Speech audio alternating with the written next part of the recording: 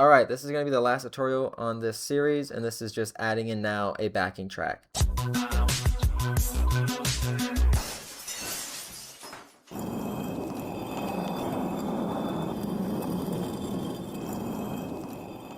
So I just found piano transition, Pixabay, you know, it doesn't have to be Pixabay, it's just the first thing that I see, and so I click. So we have this sound. Oh yeah. Alright, cool. So let's just download that and not think about it anymore. Dun, dun, dun, dun. Nice one. Alright, so we have that. Now let's open up waveform and cut to when it opens. Alright, make a new project. Call this piano transition. I think I typed that pretty nicely. Alright, open up this, go to downloads, and then drag that track 1, rendering it out. Now it's in here. Once it's rendering. There we go. So there's actually some empty space there. Yo, okay, mouse, thank you. Okay, you know what, never mind, screw that.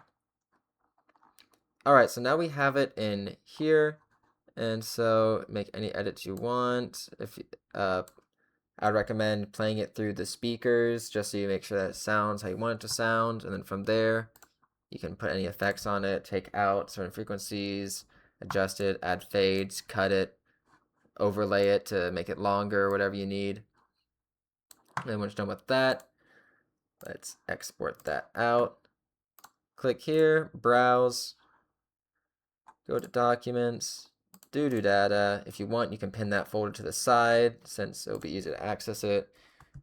Piano transition. Yeah, you know, I don't care. Sure. All right, piano transition render. All right, go to Ableton. Now we're accessing the other page. All right, here's the other page. It's just these buttons. It's just a different way to look at it, but it helps more since it has a timeline. So now, data, you see we have piano transition. So now put that in the audio. Strip right there. So now I can play. If I need to, turn it down.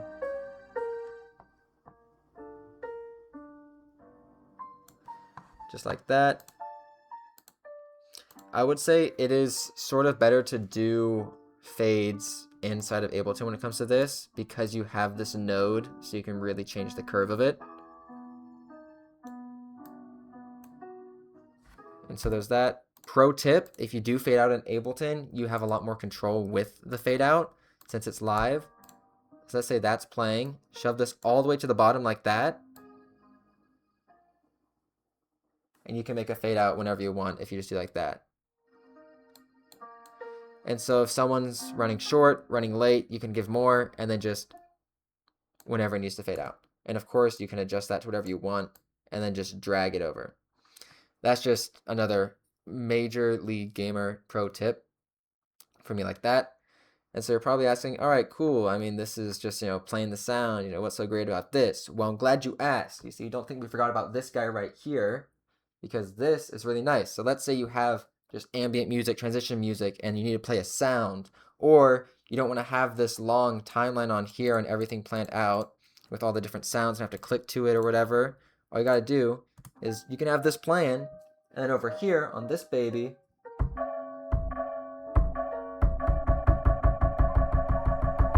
boom. So you can overlay sounds and have it play whenever you want, which is really nice. That's why this guy's amazing, because then you can have a whole bunch of sounds and not need to wait for certain sound cues on the actual timeline or have to quickly skip to wherever you need to go. You just can have one track running and then have another playing in the background. And it's really nice, especially when it comes to a lot of sound cues. Like in a play that I was doing, I was running, I wasn't acting, thank goodness. a play that I was in, there was a camera. Someone was miming a camera, and so I just had the click sound on the Arturia, and we were playing some ambient airport sounds. Dang, I can't even cut that out too. All right, I had some airport sounds in the background, and someone was clicking a camera, so I had the airport playing, and then the camera click going. But it didn't sound like that. It sounded like a camera click. Yeah, so that was really nice. It allowed me to be very versatile and dynamic, which is really good to have in live production, be able to be dynamic. But yeah, so that's about the tutorial for this. Just take the sound, download it, put it into waveform, and then refine that to what you need. Put it in whatever show folder, whatever organization you have.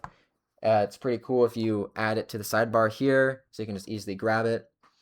If it's a backing track, then you can put it in this section. If it's not, then you can put sound effects inside of your MIDI drum rack thing, all the way at the top.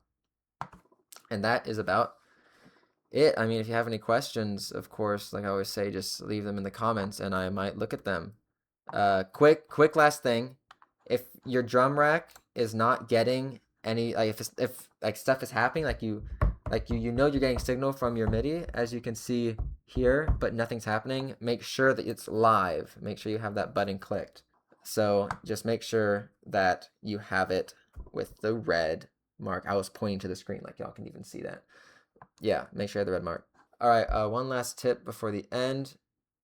Before you pull your hair out, go Options, Settings. You want to go to Audio, and your audio output, you want to have on DX. Saying DX. Whether you have this thing running through whatever, make sure it's on DX, because Wave causes problems for some reason. All right, just thank me later.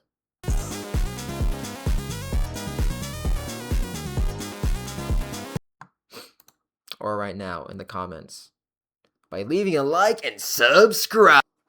Also, don't forget to save. Whenever you're done with whatever changes you want, just Control S or save. Well, I just save, so it's not, but that save. You know, saving saves lives.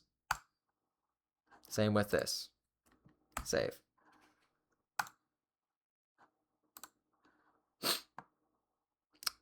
Yeah.